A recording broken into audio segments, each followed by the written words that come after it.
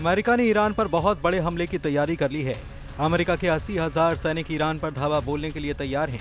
पहले ये सैनिक यमन में हूथी के खिलाफ मिलिट्री ऑपरेशन शुरू करने जा रहे हैं। वहीं एटमी डील के दूसरे राउंड शुरू होने से पहले ट्रंप ने ईरान को लास्ट वार्निंग दी है कि जल्द डील की जाए, नहीं तो अमेरिका हमला शुरू कर सकता है। इस बीच ईरान ने ट्रंप से इजराइल से सभी एटम बम छीन लेने की मांग कर सकता है।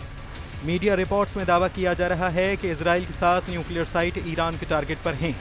ईरान समर्थक हूथी पर ट्रंप बमबारी कर रहे हैं, तो ट्रंप ईरान के सुप्रीम लीडर खामनेई को बर्बाद कर डालने की धमकी भी दे रहे हैं। तो वहीं इजराइल को ईरान पर हमले की इजाजत दे रखी है। ट्रंप एक ही बात बार बार कह रहे हैं कि ईरान को एटम बम नहीं बनाने देंगे, लेकिन ईरान न डर रहा है और न ही पीछे हट रहा है, न ही एटम बम बनाना बंद कर रहा है। आखिर ईरान किसके दम से ट्रंप से टकराने का जोखिम उठा रहा है? खाड़ी में जारी अमेरिका का बारूदी तहलका ईरान के लिए सिर्फ तमाशा है। यमन में फट रही सुपर पावर की मिसाइलें ईरान के लिए फिजूल की आतिशबाजी हैं। लाल सागर में मचल रहे अमेरिकी नेवी के जंगी बेड़ों को ईरान ने मानो खिलौना समझ रखा है। ईरान ने ट्रंप को जिस तरह से टक्कर दी है, जिस तरह से उनसे हर बात मनवा ली है, उससे खामनेई का रुतबा बढ़ चुका है। अली खामनेई को धमकी दे रहे ट्रंप उनकी हर बात मानने पर अब तक मजबूर हुए हैं। ईरान ने ट्रंप की सीधी बातचीत की बार बार की वार्निंग को हवा में उड़ाकर एक बार फिर से तीसरे देश की मध्यस्थता में एटमी डील पर बात करने के लिए मना लिया है। अमेरिका ईरान दूसरे दौर की एटमी वार्ता का नया स्टेज तलाश रहे हैं। मुमकिन है दूसरी बैठक ओमान में ही हो। सूत्रों ने दावा किया कि ईरान रोम में भी अमेरिका से सेकंड राउंड की बातचीत कर सकता है, लेकिन ये तो तय है कि ट्रंप फिर से बैकफुट पर गए हैं। ईरान ने उन्हें फिर से ट्रैप में फंसा लिया है। ईरानी मीडिया ने सूत्रों के हवाले से जानकारी दी है कि ईरान ने परमाणु कूटनीति को नया मोड़ दिया है। ईरान नुआंसेस की रिपोर्ट के मुताबिक ईरान ने ट्रंप से खाड़ी के सभी देशों से परमाणु हथियार खत्म करने की मांग रख दी है। इस मांग के पीछे ईरान का मकसद इजराइल के एटमी प्रोग्राम पर ब्रेक लगाना है। अमेरिका के साथ हुई बैठक में ईरान ने इजराइल के एटम बमों का दाव चला है। उससे ट्रंप के होश उड़ चुके हैं। पश्चिमी मीडिया के मुताबिक इजराइल के पास फिलहाल 90 एटम बम हो सकते हैं। हालांकि इजराइल इस दावे को न तो स्वीकार करता है और न ही इससे इनकार। ऐसे में इजराइल के पास कितने एटम बम हैं, इसकी सही जानकारी किसी के पास नहीं, लेकिन ये बात पक्की है कि इजराइल एटमी पावर है। ईरान इसी शर्त पर ट्रंप से परमाणु समझौते को लेकर तैयार होगा जब इजराइल से सारे एटम बम छीन लिए जाएंगे। ईरान की डिमांड ने ट्रंप का माथा ठनका दिया है। उन्होंने डायरेक्ट धमकी देकर कहा है कि बहुत जल्द ईरान पर एक्शन शुरू हो सकता है।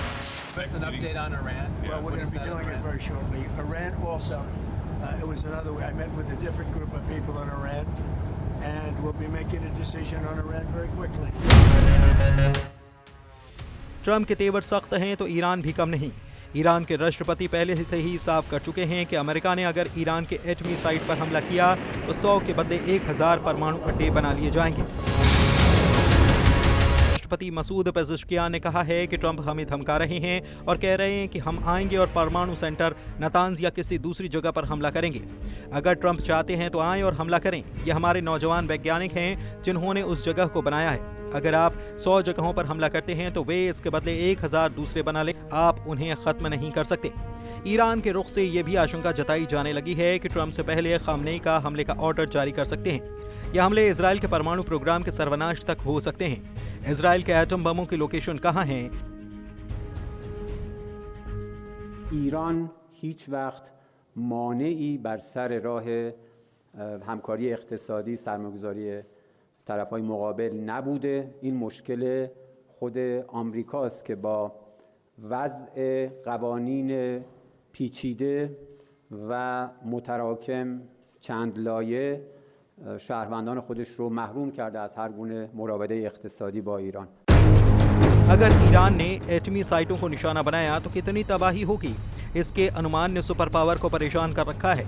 उधर ईरान ने दूसरे राउंड की बात के लिए लोकेशन को ओमान से बदलने की बात भी उजागर कर दी है। ईरान के विदेश मंत्रालय प्रवक्ता ने जानकारी के साथ सारी समस्या की जड़ सुपर पावर अमेरिका को बता दिया। ईरान के विदेश मंत्रालय के प्रवक्ता का बयान सामने आया। उन्होंने कहा कि ईरान कभी दूसरे पक्ष के आर्थिक सहयोग या निवेश में रुकावट नहीं बना। समस्या तो अमेरिका में है, जिसने अपने जटिल और कई तरह के कानूनी दांवपेच से अपने लोगों को ईरान से किसी भी आर्थिक संपर्क से दूर कर दिया है। इसलिए ये एक ऐसा मुद्दा है जिस पर दूसरे पक्ष को विचार करना चाहिए और फैसला लेना चाहिए। ईरान अमेरिका को आंखें दिखा रहा है। उसे अपनी शर्तों पर एक से दूसरे देश एटमी डील के लिए बुला रहा है। ट्रंप ये सब चुपचाप कितने दिन सहेंगे, कहना मुश्किल है। उधर institute for national security studies की रिसर्च ने ट्रंप की टेंशन दोगुनी कर दी है।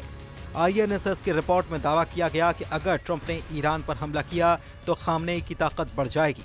अमेरिका ने अगर ईरान से एटमी डील की भी तो वो 2015 में हुई डील जैसी होगी जिसे ट्रंप ने ही तोड़ा था। अमेरिका ईरान के साथ डील होने से खाड़ी में इजराइल और सऊदी अरब जैसे देश खतरे में पड़ जाएंगे। ईरान एक चाल सधी चल रहा है। ट्रंप से इजराइल के एटम बमों को छीन लेने की डिमांड के मायने क्या हैं, इसे समझना होगा। ईरान की मिलिट्री पावर इजराइल पर भारी है। ईरान मिसाइलों के मामले में इजराइल पर बहुत ज्यादा भारी पड़ता है। ईरान के कट्टर समर्थक लड़ाका ग्रुप भी इजराइल को कई मोर्चे पर युद्ध में उलझाते हैं। ऐसे में इजराइल के पास एटम बम भी नहीं रहा तो उसे ईरान को हराने में ज्यादा दिक्कत नहीं होगी। तो क्या ईरान ट्रंप से डील न होने पर इजराइल की परमाणु साइटों को दहला सकते हैं? कहां है इनकी लोकेशन? एटॉमिक आर्काइव के मुताबिक इजराइल की कुल 7 न्यूक्लियर साइट हैं। इनमें पहला न्यूक्लियर रिसर्च सेंटर नेगेव है, जहां पर प्लूटोनियम प्रोडक्शन के साथ एटमी हथियारों के बुनियादी ढांचे बनाए जाते हैं। इजराइल का दूसरा बड़ा एटमी गोदाम इलाबुन में है, जहां पर न्यूक्लियर हथियारों के साथ लैंडमाइंस भी रखी जाती है। नेतन्याहू के परमाणु साइट के तौर पर कफर जिखारिया का नाम लिया जाता है, जिसे परमाणु मिसाइलों का बेस बताया जाता है। अमेरिका की तर्ज पर बनी इजराइल की परमाणु प्रयोगशाला के तौर पर नाहल सोरेक है, जहां पर हथियारों की डिजाइन पर काम किया जाता है। इसके अलावा यूडेफैट और तिरोज को कथित तौर पर इजराइल का एटमी सेंटर माना जाता है। एक साइट जिसे राफेल कहते हैं को इजरायली परमाणु हथियारों की वास्तविक असेंबली की लोकेशन कहा जाता है। گفتگو هم نه به صورت افراطی خوشبین باشیم نه به صورت افراطی بدبین باشیم. اینا بالاخره یه کاریست، یه حرکتیست، تصمیم گیری شده داره اجرا میشه و در این قدم های اول هم خوب حرکت شده، خوب اجرا شده. ईरान 2 बार इजराइल में घुसकर मिसाइल धमाके कर चुका है। ईरान के पास पूरे इजराइल को बारूद से पाटने की मिसाइलें हैं। ईरान चाहे तो इजराइल के परमाणु अड्डे भी दहला सकता है। सुप्रीम लीडर अली खामनेई को ट्रंप पर भरोसा भी नहीं है। खामनेई ने ऐसे लीडर से डील से साफ इनकार कर दिया है जिसने पहले हुए समझौते को तोड़ा है। ईरान के सर्वोच्च नेता अली खामनेई ने कहा है कि उन्हें इस बातचीत से बहुत ज्यादा उम्मीद या बहुत ज्यादा नाउम्मीदी नहीं होनी चाहिए। आखिरकार वो सिर्फ एक पहल है, एक कदम है जिस पर फैसला लिया गया है और उसे लागू किया जा रहा है। शुरुआती चरणों में ये ठीक है, अच्छी तरह से अंजाम दिया गया है।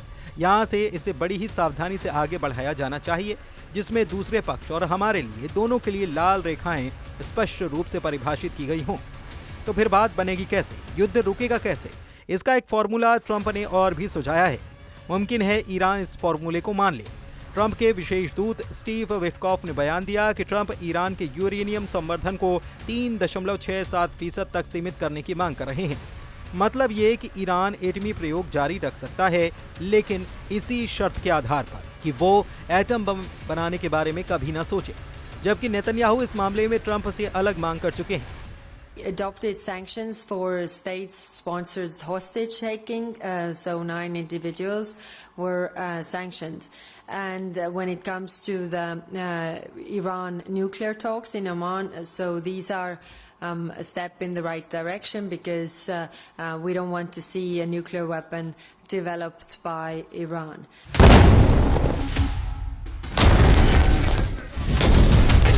इजराइल चाहता है कि ईरान के पास न तो न्यूक्लियर साइट हो, न ही यूरेनियम और न ही परमाणु बम बनाने का कोई सामान। नेतन्याहू ईरान पर लीबिया मॉडल लागू करने की मांग भी कर चुके हैं, जिसका मतलब ये कि ईरान को अपना एटमी प्रोग्राम पूरी तरह से बंद करना होगा। एटमी प्रोग्राम का सारा सामान किसी दूसरे देश में शिफ्ट करना होगा। लेकिन ईरान नेतन्याहू के फॉर्मूले पर डील करने के लिए तैयार नहीं है। ईरान ने एटम बम बनाने के लिए जितने यूरेनियम की जरूरत है वो तैयार कर रखा है। खामनेई के अंडरग्राउंड एटमी तहखानों में परमाणु मिसाइलें भी रेडी हैं। ऐसे में ईरान बरसों पुरानी अपनी हसरत को एक झटके में मिटा दे, ये मान लेना बहुत बड़ी भूल होगी। यही वजह है कि अब अमेरिका ने ईरान पर यूरोपीय यूनियन का प्रेशर भी बनाया है। ईयू के विदेश नीति प्रमुख काया कैलस ने कहा कि किसी मुल्क के लोग बंधक बनाने को लेकर हमने प्रतिबंध वाला कानून बनाया है, इसीलिए 6 लोगों पर प्रतिबंध लगाए गए हैं। जब ओमान में ईरान परमाणु वार्ता की बात आती है तो ये सही दिशा में उठाया गया कदम है, क्योंकि हम नहीं चाहते कि ईरान परमाणु हथियार हासिल करे। ईरान को एटमी प्रोग्राम पर घेर रहे अमेरिका, इजराइल और यूरोपीय देशों को ये समझ नहीं आ रहा कि खामनेई की अदृश्य शक्ति क्या है। असलियत यह है कि ईरान के पास रूस और चीन जैसी महाशक्तियों का बैकअप है। पुतिन और जिनपिंग ने ईरान को ट्रंप के आगे सरेंडर से रोक रखा। दोनों देशों ने ईरान के एटमी प्रोग्राम का समर्थन किया है। रूस और चीन ने ईरान पर लगे सभी प्रतिबंधों को हटाने की मांग भी कर रखी है। रूस और चीन जानते हैं कि अमेरिका एक नए युद्ध में उलझने की हिम्मत नहीं जुटा पा रहा है। खासकर यूक्रेन और इजराइल के मोर्चे पर जिस तरह से अमेरिका की नहीं चली, उससे चीन रूस के हौसले भी बुलंद हैं। लेकिन हकीकत यह है कि दोनों फ्रंट पर अमेरिका युद्ध में पर्दे के पीछे रहा है। अगर अमेरिका जंग में उतरेगा तो वक्त और जज्बात बदल जाएंगे। सुपर पावर दुश्मन को बेरहमी से मारता है, पहले बम बारूद से और जरूरत पड़ने पर एटम बम से भी दहला देता है।